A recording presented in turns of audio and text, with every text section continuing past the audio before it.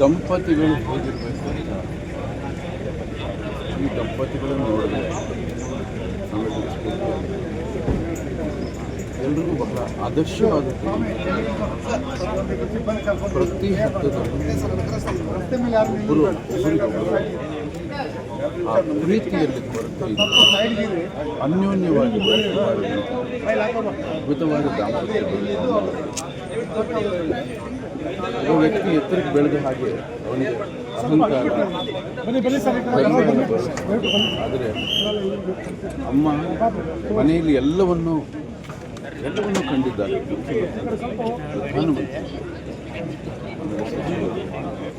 ಎಲ್ಲರೂ ಮನೆಯಲ್ಲಿ ಇದ್ದರೂ ಕೂಡ ಅಷ್ಟು ಸರಳವಾಗಿದ್ದಂಥ ಮಾತೆ ಆ ತಾಯಿ ನನ್ನ ಕಂಡು ತುಂಬ ಪ್ರೀತಿ ಅವರಿಗೆ.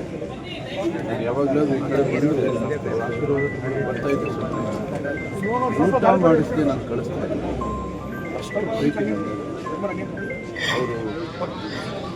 ಇಲ್ಲ ಅಂತ ತುಂಬ ದುಃಖ ಆಯಿತು.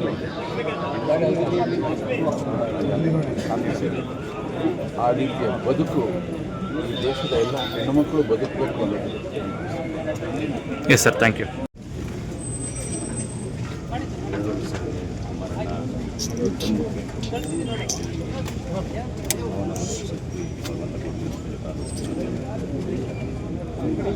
ಸ್ವಲ್ಪ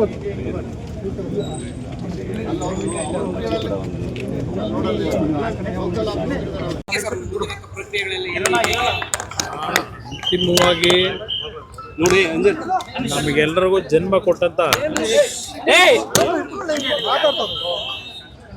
ನಮ್ಮ ತಾಯಿಯ ಇವತ್ತಿನ ಒಂದು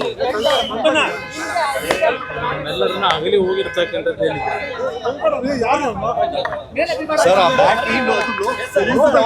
ಮೊದಲಿಂದಲೂ ಅವರ ಒಂದು ಸರಳ ಜೀವನ, ಅತ್ಯಂತ ದೈವಭಕ್ತಿಯ ಗುಣಗಳನ್ನು ಏನು ಹೊಂದಿದ್ರು. ನಮ್ಮ ಒಂದು ಕುಟುಂಬದಲ್ಲಿ ನಮ್ಮ ತಂದೆಯ ಒಂದು ಸಂಗಾತಿಯಾಗಿ ಸುಮಾರು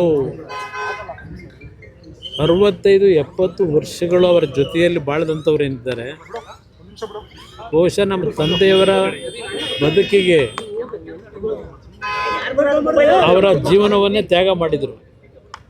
ಅದಷ್ಟೇ ಅಲ್ಲ, ನಮ್ಮ ಬದುಕಿನಲ್ಲೂ ಸಹ ಒಂದು ತಾಯಿ ಹೃದಯ ಅಂತಕ್ಕಂಥದ್ದನ್ನು ನಮಗೆ ಕಲಿಸಿದ್ರೆ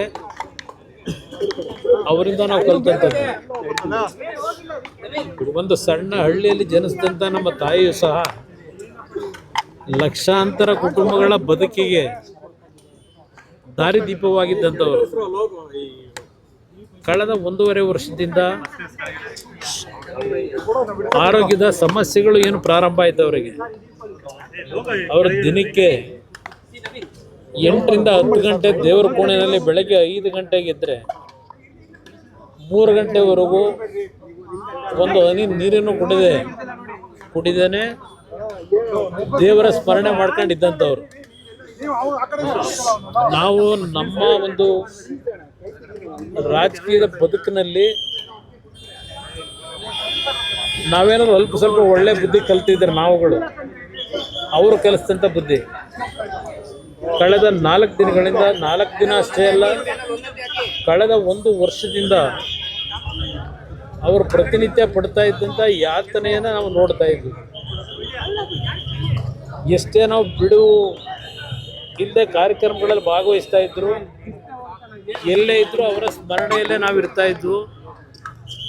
ಸಮಯ ಸಿಗ್ತಾಗಲೆಲ್ಲ ಹೋಗಿ ಮಾತನಾಡ್ಲಿಕ್ಕೆ ಹೋದರೆ, ಇಲ್ಲ ಅವರನ್ನು ಮಾತಾಡಿಸ್ಲಿಕ್ಕೆ ಹೋದರೆ ಊಟ ಮಾಡಿದ್ದೀರಾ ಅಂತಕ್ಕಂಥದ್ದು ಒಂದೇ ಅವ್ರ ಬಾಯಿನಲ್ಲಿ ಬರ್ತಾ ಇದ್ದು. ಕಳೆದ 1 ವರ್ಷದಿಂದ ಅವ್ರನ್ನ ನೋಡ್ಲಿಕ್ಕೆ ಬರ್ತಕ್ಕಂಥವ್ರ ಬಗ್ಗೆ 4 ದಿನಗಳ ಹಿಂದೆ ಸಮಸ್ಯೆಗಳೇನು ಪ್ರಾರಂಭ ಆಯಿತು. ಅದು ಕೋವಿಡ್ನ ಪೀರಿಯಡ್ನಲ್ಲಿ 2 ಬಾರಿ ಅವರಿಗೆ ಕೋವಿಡ್ ಅಟ್ಯಾಕ್ ಆದ ನಂತರ ಅವರ ಆರೋಗ್ಯ ಕ್ಷೀಣಿಸ್ತಕ್ಕಂಥದ್ದಕ್ಕೇನು ಪ್ರಾರಂಭ ಆಯಿತು. ಆ ಲಂಗ್ ಮೇಲೆ ಆದಂಥ ಒಂದು ಸಮಸ್ಯೆಯಿಂದ, ರೆಸ್ಪಿರೇಟರಿ ಸಿಸ್ಟಮ್ನ ಸಮಸ್ಯೆಯಿಂದ ಸ್ವಲ್ಪ ಗಂಭೀರವಾದಂಥ ಪರಿಸ್ಥಿತಿಯಲ್ಲಿ 4 ದಿನಗಳ ಹಿಂದೆ ಬಂದಂಥದ್ದೇನಿದೆ, ನಮ್ಮ ಮಣಿಪಾಲ್ ಹಾಸ್ಪಿಟ್ಲಿಗೆ ಸೇರಿಸಿ ಡಾಕ್ಟರ್ಗಳು ಉತ್ತಮವಾದ ಪ್ರಯತ್ನ ಪಟ್ಟಿದ್ದಾರೆ. ಆದರೆ ನಮ್ಮ ಪ್ರಯತ್ನ, ವೈದ್ಯರ ಪ್ರಯತ್ನಗಳಿಗಿಂತ ಹೆಚ್ಚಾಗಿ ಭಗವಂತ, ಅದರಲ್ಲೂ ವಿಶೇಷವಾಗಿ ರಾಜರಾಜೇಶ್ವರಿ ತಾಯಿಯ ಒಂದು ಭಕ್ತೆಯವರು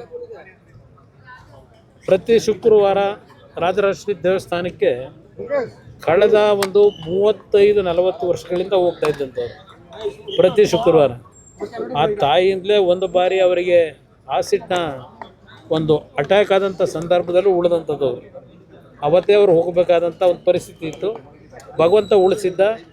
ಭಗವಂತನಿಗೆ ಬಹುಶಃ ಅವರ ಬದುಕು ಈಗ ಸಾಕು ಅಂತಕ್ಕಂಥ ಒಂದು ತೀರ್ಮಾನಕ್ಕೆ ಬಂದು ಅವ್ರನ್ನ ಕರ್ಕೊಂಡಿದ್ದಾನೆ ಅನ್ನೋದು ನನ್ನ ಅಭಿಪ್ರಾಯ. ಇವತ್ತು ಅವರನ್ನು ಮನೆಗೆ ಅವರು ಏನು ನಮ್ಮನ್ನು ಅಗಲಿದ್ದಾರೆ. ಪದ್ಮನಾಭನಗರದ ಮನೆಯಲ್ಲಿ ಇವತ್ತೇನು ಅವರ ಅಂತಿಮ ಒಂದು ಕಾರ್ಯಗಳನ್ನು ಮಾಡಬೇಕು. ಆದ ನಂತರ ಅವರ ಒಂದು ಲಕ್ಷಾಂತರ ಕುಟುಂಬದ ಸದಸ್ಯರುಗಳು ಅವರಿಂದ ಏನು ಜೀವನ ಕಂಡಿದ್ದಾರೆ, ಅವರುಗಳು ಸಹ ನೋಡ್ಲಿಕ್ಕೆ ಬರ್ತಕ್ಕಂಥವರಿಗೆ ಒಂದು ಅವಕಾಶ ಕಲ್ಪಿಸ್ತಕ್ಕಂಥದ್ದು ನಮ್ಮ ಕರ್ತವ್ಯ ಇದೆ. ಬಹುಶಃ ನಾಳೆ 11 ಗಂಟೆ ಮೇಲೆ ಅವರು ಜನ್ಮ ಕೊಟ್ಟಂಥ ಸ್ಥಳ ಹಾಸನ ಜಿಲ್ಲೆ, ನಮ್ಮ ತಂದೆಗೆ ಜನ್ಮ ಕೊಟ್ಟಂಥ ಸ್ಥಳ, ಅಲ್ಲಿಗೆ ಅವರನ್ನು ಶರೀರವನ್ನು ತೆಗೆದುಕೊಂಡು ಹೋಗ್ತಕ್ಕಂಥದ್ದಕ್ಕೂ ತೀರ್ಮಾನ ಆಗಿದೆ. ಮನೆಗೆ ಹೋದ ನಂತರ ಮುಂದಿನ ಕಾರ್ಯಗಳೇನು ಅಂತಕ್ಕಂಥದ್ದು ತೀರ್ಮಾನಗಳನ್ನು ಎಲ್ಲ ಸೇರಿ ಮಾಡಬೇಕು ಅಂತ ಇದ್ದೇವೆ. ಅದ್ರ ಜೊತೆಗೆ ಎಲ್ಲರ ಅಭಿಪ್ರಾಯ ಹೊಂದಿದೆ. ಅವರ ಹುಟ್ಟಿರ್ತಕ್ಕಂಥ ಹುಟ್ಟೂರಿನಲ್ಲೇ ಕಾರ್ಯಕ್ರಮ, ಇದು ಅಂತಿಮ ಸಂಸ್ಕಾರಗಳಾಗಬೇಕು ಅಂತಕ್ಕಂಥದ್ದು ಒಂದು ಭಾಗ ತೀರ್ಮಾನ ಇದೆ. ಬಹುಶಃ ಮನೆಯಲ್ಲಿ ಎಲ್ಲರ ತೀರ್ಮಾನ ಚರ್ಚೆ ಮಾಡಿದ ನಂತರ ರಂಗನಾಥ ಸ್ವಾಮಿ ದೇವಸ್ಥಾನ ಇದೆ, ಮಾವಿನಕೆರೆ, ಒಂದು ಪವಿತ್ರವಾದಂಥ ದೇವಸ್ಥಾನದ ಅಡಿಯಲ್ಲಿ ಒಂದು ಸನ್ನಿಧಾನದಲ್ಲಿ ಅಂತಿಮವಾದಂಥ ಕ್ರಿಯೆಗಳನ್ನು ಮಾಡ್ತಕ್ಕಂಥದ್ದು ಒಂದು ಚರ್ಚೆ ಇದೆ. ಆ ಒಂದು ನಿಟ್ಟಿನಲ್ಲಿ ಮನೆಗೆ ಹೋದ ನಂತರ ತೀರ್ಮಾನ ಮಾಡ್ತೀವಿ. ಸಾರ್ವಜನಿಕ ಅವರನ್ನು ಅಂತಿಮ ದರ್ಶನ ಪಡೀತಕ್ಕಂಥದ್ದಕ್ಕೆ ಪದ್ಮನಾಭನಗರದ ಮನೆಯಲ್ಲಿ ವ್ಯವಸ್ಥೆಗಳನ್ನು ಮಾಡ್ತಾ ಇದ್ದೇವೆ. ಸ್ವಲ್ಪ ಜನ ಜಾಸ್ತಿ ಆದರೆ ಪದ್ಮನಾಭನಗರದಲ್ಲೇ ಮೈದಾನ ಇದೆ, ಅಲ್ಲಿ ನೋಡಿಕೊಂಡು ತೀರ್ಮಾನ ಮಾಡ್ತೀವಿ. ಬಟ್ ಅದರ 11 ಗಂಟೆ ಮೇಲೆ ನಾಳೆ ಹಾಸನ ಜಿಲ್ಲೆಗೆ ಅವರ ಪಾರ್ಥಿವ ಶರೀರವನ್ನು ತೆಗೆದುಕೊಂಡು ಹೋಗ್ತಕ್ಕಂಥದ್ದಕ್ಕೆ ಅಂತಿಮ ನಿರ್ಣಯ ಮಾಡ್ತೀವಿ. ಅಂತ್ಯಕ್ರಿಯೆ 2-3 ಸ್ಥಳದ ಬಗ್ಗೆ ಸ್ವಲ್ಪ ಚರ್ಚೆಗಳಿದೆ. ಅಂತಿಮವಾಗಿ ನಾವು 4 ಜನ ನಮಗೇನು ಜನ್ಮ ಕೊಟ್ಟಿದ್ದಾರೆ, ನನ್ನ ತಾಯಿ, 2 ತಂಗಿಯರಿದ್ದಾರೆ, ಅವರೆಲ್ಲರ ಜೊತೆ ಕೂತು ಚರ್ಚೆ ಮಾಡಿ ಬಹುಶಃ ನನ್ನ ಒಂದು ವೈಯಕ್ತಿಕವಾದಂಥ ಅಭಿಪ್ರಾಯ, ಅವರನ್ನ ಬೆಳೆಸಿದಂಥದ್ದು ಯಾವೊಂದು ಹರದನಹಳ್ಳಿ ಗ್ರಾಮದಲ್ಲಿ ಹುಟ್ಟಿದ್ರು, ಅಲ್ಲೇ ಅವರ ಅಂತಿಮ ಅಂತ ನಮ್ಮ ತಾಯಿ ಹುಟ್ಟಿದ್ದು ಪಕ್ಕದ ಮುತ್ತಿಗೆರಹಳ್ಳಿ ಅಂತ ಹೇಳಿ, ಅವರು ಪಾಠ ಕಲ್ತಿದ್ದು, ಶಾಲೆಗಳಿಗೆ ಹೋಗಿದ್ದು ಹಳೆಕೋಟೆ ಅಂತಕ್ಕಂಥ ಮಾವಿನಕೆರೆಯ ರಂಗನಾಥ ಸ್ವಾಮಿಯ ದೇವಸ್ಥಾನ ಏನಿದೆ ಆ ತಪ್ಪಲಿನಲ್ಲಿ ಇರ್ತಕ್ಕಂಥ ಸ್ಥಳದಲ್ಲಿ ಆ ರಂಗನಾಥ ಸ್ವಾಮಿಯ ಸನ್ನಿಧಾನದಲ್ಲೇ ಆ ರಂಗನಾಥ ಸ್ವಾಮಿಯ ಅವರು ಏನು ನಂಬಿಕೆ ಇಟ್ಕೊಂಡಿದ್ರು, ನಮ್ಮ ತಂದೆ ನಮ್ಮ ತಾಯಿ ಇಬ್ಬರು, ಆ ದೇವರ ಸನ್ನಿಧಾನದಲ್ಲೇ ಮತ್ತು ನಮ್ಮ ಹುಟ್ಟೂರು ಶಿವನ ದೇವಸ್ಥಾನ ಏನಿದೆ ಆ ಶಿವನನ್ನು ನಂಬಿ ಬಂದಂಥವ್ರು, ಆ ಒಂದು ಪರಿಸರದಲ್ಲೇ ಆ ಒಂದು ಎಲ್ಲ ರೀತಿಯ ಅಂತ್ಯಕ್ರಿಯೆ ಕಾರ್ಯಗಳಾಗಬೇಕು ಅಂತಕ್ಕಂಥದ್ದು ನಮ್ಮ ಒಂದು ಚರ್ಚೆ ಇದೆ. ಎಲ್ಲರ ಜೊತೆ ಚರ್ಚೆ ಮಾಡಿ ಕುಟುಂಬದಲ್ಲಿ ಒಂದು ರೀತಿಯಲ್ಲಿ ತೀರ್ಮಾನಕ್ಕೆ ಬರ್ತದೆ. ಸೋಮವಾರ ಅಂತ್ಯಕ್ರಿಯೆಯನ್ನು ಸೋಮವಾರ ಇಟ್ಕೊಂಡಿದ್ದೇವೆ.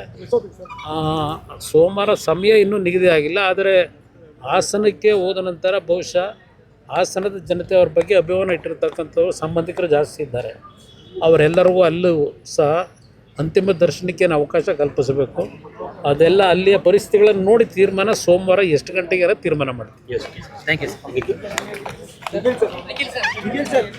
ಸರ್.